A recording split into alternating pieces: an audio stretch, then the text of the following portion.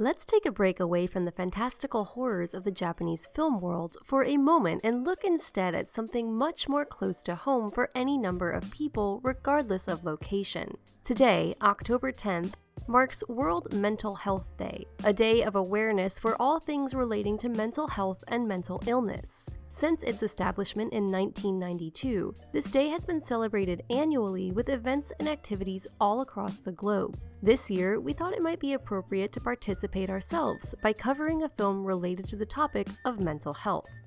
The only other time at which we've explored a topic like this was way back when we looked at A Page of Madness, the brilliant silent-era masterpiece from Teinosuke Kinugasa. In that video, we talked a bit about the stigma of mental illness within Japan, examining how this taboo finds its roots extending at least as far back as the 1920s. Not long after covering that project, however, we became aware of an entirely different type of film about the same subject, a documentary, and one set in the modern day no less. With that, let's take a look together at Mental, the 2008 documentary from director Kazuhiro Soda. Before we get into the film though, let's talk a little bit about Soda, as understanding his motivation will certainly help us understand Mental. To date, Soda has directed 8 films in his observational style, with one additional bonus feature under his belt and his 9th feature-length project currently in post-production. His works have swept numerous awards over the years at various film festivals globally, with today's project being no exception. Mental took home the Best Documentary Awards from both the Busan International Film Festival and the Dubai International Film Festival. Dubai was lit!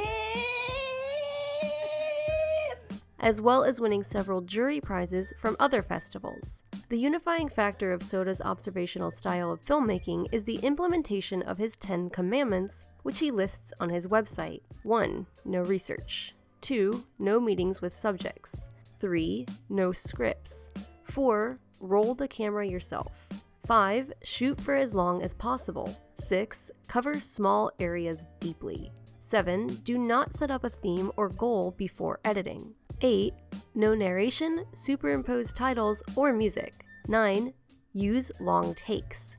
10. Pay for the production yourself. These commandments dictate not only the production style, but also the finished product, something on full display within Mental. As Soda freely states, these rules came into being thanks in part to his early experiences as a director. Much like Tatsuya Mori, director of A and A2, before Soda went solo, he spent several years as a television director. In Soda's case, as a documentarian for the National Broadcasting Corporation, NHK. Soda also ventured several times into fiction filmmaking throughout the 1990s, mostly in the form of short film, several of which he hosts on his YouTube page. However, getting back to the television angle, Soda states that as a director for NHK, he was required to do quite a bit of pre-production on his various subjects, meaning that he went into each assignment with a large amount of preconceived notions. Additionally, a good bit of post-production was required in order to present his findings in an easily digestible 1-hour television program. Ultimately, these added elements seemed not only superfluous to Soda, but as though they were actively hindering the discovery process related to his film subjects. As he puts it, quote, "In other words, I found that these practices prevented me from making documentaries with eye-opening discoveries for both the audience and myself. So I decided to do the opposite." End quote. Soda takes this one-man approach to the extreme, providing more or less all legwork for his projects. This gives him complete control over what he films and how it is shared with his audience, meaning that he is not under pressure from any producers or investors to cut out scenes or shots they would deem unnecessary. Thus, as a guerrilla documentarian, Soda is showing us the world as he truly sees it. And in the case of Mental, that world is one filled with as much darkness and bleak outlooks as it is filled with hope and promise. Mental was shot in and around Corral Okayama, an outpatient facility nestled in the west of the island Honshu, the largest island in Japan, that treats the mentally ill on both a short and long-term basis. The practice was set up in 1997 by Dr. Yamamoto, the lone psychiatric doctor we see throughout the film. His goal in doing so was not just to treat the ill of Okayama, but to help get their lives back on track. This was in turn bolstered by the introduction of a restaurant and a milk delivery service, which helped the patients to earn money while they're undergoing rehabilitation. While this level of empathy might be rare to begin with, this is a late-life project for Dr. Yamamoto. What's more, this is far from the beginning of his work with the mentally ill. As it turns out, he's been seeing some of his patients for decades at this point, and he started Corral after he retired from practicing medicine professionally. On top of that, we learn in the film that Dr. Yamamoto only begrudgingly accepts a salary equivalent to about $1,000 per month. Begrudgingly because for the first 10 or 20 years of the practice being open, he didn't pay himself at all. Instead, all along he has fostered the salaries of his staff in lieu of self-compensation, meaning that Corral sits well above the average caregiver-to-patient ratio within Japan.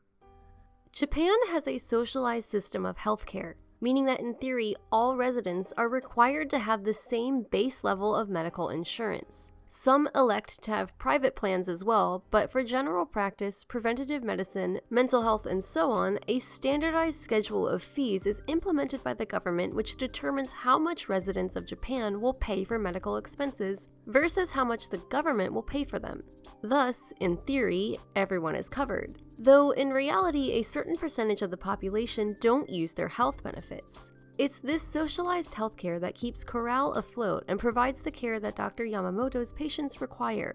Many of the people we meet are far from affluent. Many have estranged children and various other financial burdens. None seem to have long-term career opportunities at their feet. The nursing staff working under Dr. Yamamoto freely admit that were the government to cut funding, Corral would likely not survive, even with the milk delivery and restaurant businesses. For two people living in a country without a system of socialized healthcare, it's both engrossing and strange to consider the pros and cons of this type of system. One of the main points of contention throughout the film, which multiple patients seem to fear, is a bill proposed by the Liberal Democratic Party, that is, the ruling political party, in the National Diet, or Japan's parliamentary body.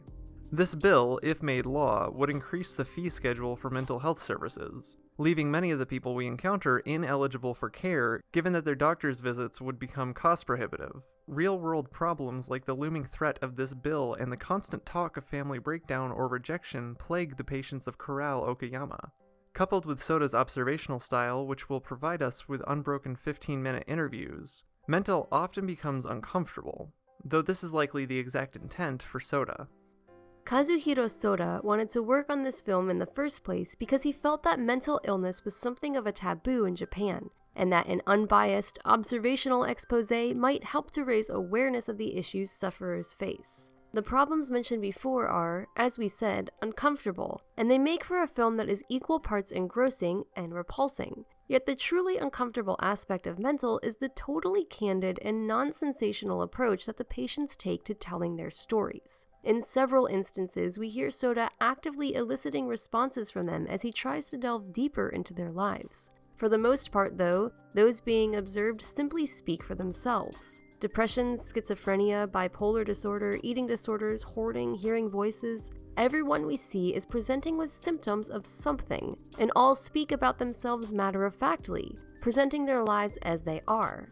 And in doing this, simply letting them speak and not sensationalizing the proceedings, Soda shows the horrors of what these people endure within their own minds and at the hands of society. What's more, he shows that they're human, rather than subhumans who should be shunned. It's a lesson and a message that Soda might have crafted for Japan given the location and his ethnicity, but a meaning that can be appreciated worldwide. As bizarre of a statement as this may be to make, mental also serves as something of a heartwarming watch at points.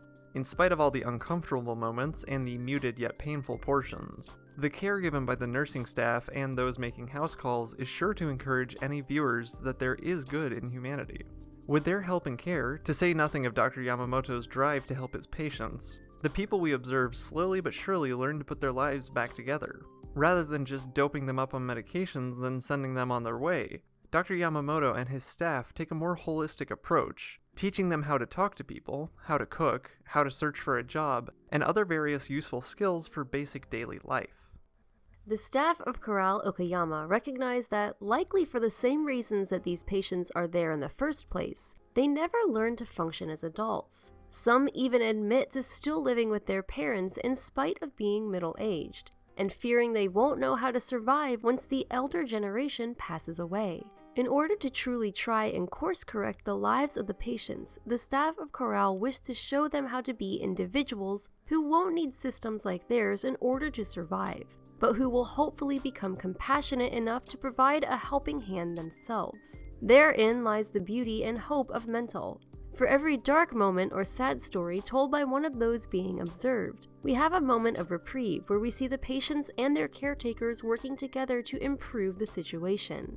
Thus, Soda is showing us how true reform can occur, with the taboo of mental illness lifted and those willing to help coming out in full force to make a change.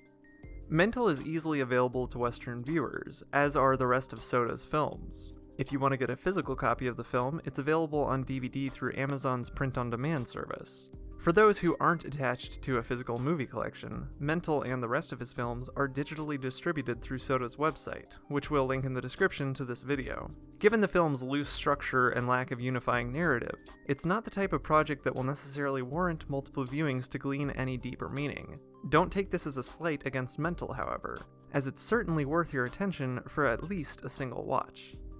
So give this film a view and let us know what you think in the comments below. Mental left a strong impression on us, and we're looking forward to investigating more of Soda's work in the future. He's got a broad body of work under his name, and we're curious what else that might entail. Thanks for joining us on this diversion from Halloween month, and don't forget to join us next week when we return to another notable horror film here on Cinema Nippon.